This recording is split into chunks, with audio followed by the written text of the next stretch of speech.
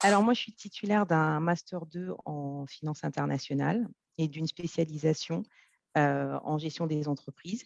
J'ai obtenu mon diplôme donc à l'Institut catholique des hautes études commerciales de Bruxelles en Belgique. Alors déjà, ça part plutôt de quelque chose de très personnel.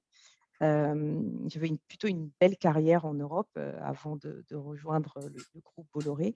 Mais en fait, j'ai très, très vite senti, l'appel du retour, hein, on va dire, à la maison. Pour moi, c'était presque un devoir de rentrer en Afrique et j'ai souvent tendance à dire que des Madinas, à Bruxelles, à Paris, il y en a certainement beaucoup.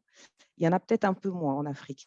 Donc, le projet de base, c'était un projet de retour sur le continent. J'ai travaillé, chez Siemens de 2007 à 2010, hein. Donc, la volonté de rentrer en Afrique, Bolloré faisait partie des opportunités. Mais alors, dans mon choix, sur mon retour devait être impactant. Alors, je savais que je n'allais pas dans une ONG ou autre, mais je voulais quand même avoir l'impression de rentrer et d'avoir une véritable utilité. Alors évidemment, comme toutes les jeunes femmes de mon âge à l'époque, je pensais qu'en sortant de mon parcours financier classique, je travaillerais dans l'industrie du luxe et que j'achèterais des sacs tous les mois, etc.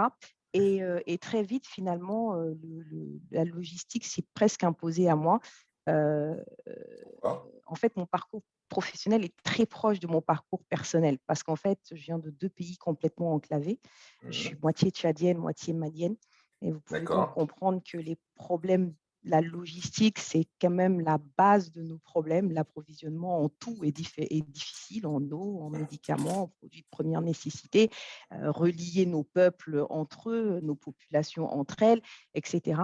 Et finalement, en regardant de manière holistique ce qu'était la logistique, finalement, puisque évidemment, on bouge des boîtes, etc. Mais finalement, derrière ça, il y a une vraie empreinte et une vraie importance sociale ou sociétale, on appellera ça comme on veut.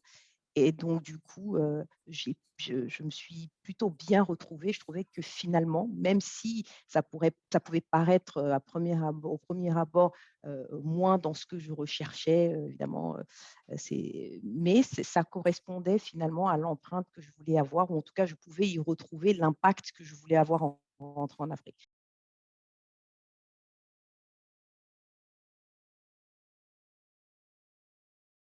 C'est exactement ça et c'est exactement aussi ce qui explique, que je suis très heureuse d'être dans ce beau projet, qui est Côte d'Ivoire Terminal, un beau projet pour mon groupe, mais aussi un très beau projet impactant, structurant pour l'Afrique et la sous-région.